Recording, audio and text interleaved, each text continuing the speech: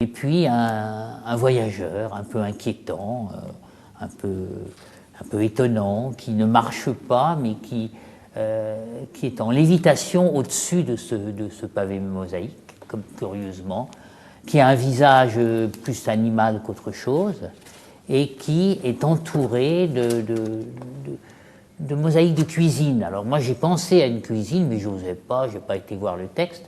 Et quand j'ai été voir le texte au regard, c'est la 4e nuit, ça s'appelle 4e nuit. Bon. En fait, il est question d'une cuisine et d'un dialogue assez mystérieux et inattendu entre un bibliothécaire et une cuisinière. C'est vraiment étrange, qu'est-ce que viennent faire là la cuisinière et le bibliothécaire? Ils parlent ensemble, ils dialoguent, comme on dirait aujourd'hui, et on s'aperçoit que la cuisinière est presque un prêtre, ou c'est quelqu'un d'assez étonnant qui a été la cuisinière de quoi? Et on s'aperçoit que la cuisine en question, qu'est-ce que c'est? C'est un temple. Bon, alors évidemment, moi, ça m'a parlé. Là, tout d'un coup, soudainement, je suis rentré dans le livre rouge. Et puis, quand on lit le texte d'un peu plus près, alors je l'ai là, je ne vais évidemment pas le lire, il est un peu long, on retrouve tous les concepts, ou à peu près tous les concepts de la clinique jungienne, comme on dirait aujourd'hui. D'ailleurs, il y a des liens aussi, si vous me permettez, entre la cuisine et le fourneau alchimique. Bien sûr, et la tanor, c'est le cas de dire. Qu'est-ce que c'est que la tanor? Et la materia prima. C'est un mélange. Et puis il y a une cuisinière. Je crois même que Jung, d'une manière... C'est mon imagination, hein, je ne suis pas sûr à 100%. Mais je vois très bien ce Suisse un peu bourgeois, un peu génial, avoir un peu d'humour.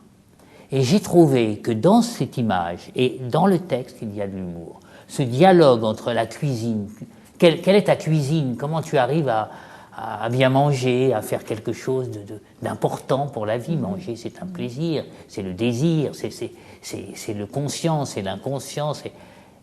Et à travers ce dialogue, on s'aperçoit... Alors, évidemment, c'est encore moi qui interprète peut-être. Il y a une idée, alors c'est les livres que j'ai écrits, il y a une idée de voie initiatique, de quelque chose qui a un rapport avec le milieu où se trouvait Jung lorsqu'il était plus jeune.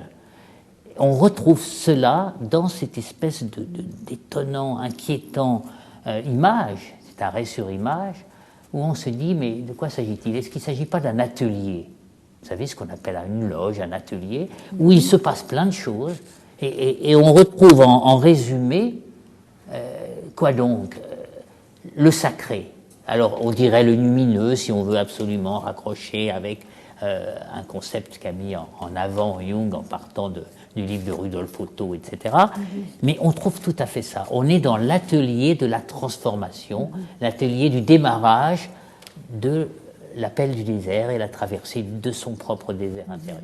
Et comment voyez-vous l'opposition, si opposition il y a, entre le bibliothécaire, qui a priori incarne le savoir livresque, la préservation du savoir livresque, tout à fait. Et puis la cuisinière? La cuisinière, elle vit la transformation, voilà, la métamorphose, la métanoïa, comme dirait Marie-Madeleine Davy, que j'aimais bien. On ne peut pas faire de bonne cuisine, même dans l'absolu, même vers l'absolu, même vers le sens, puisque Jung, toute sa vie, a cherché le sens, parce qu'il allait même jusqu'à dire si vous êtes malade, c'est que vous êtes malade du sens. Vous avez perdu le sens de tout ça. Donc c'est extrêmement émouvant de trouver dans le livre rouge, même si c'est peut-être une interprétation un peu erronée, un peu forcée, mais on est toujours dans l'interprétation forcée parce qu'on l'a fait par rapport à soi, par rapport à son centre. Mais je trouve que ça, c'est vraiment très, très impressionnant.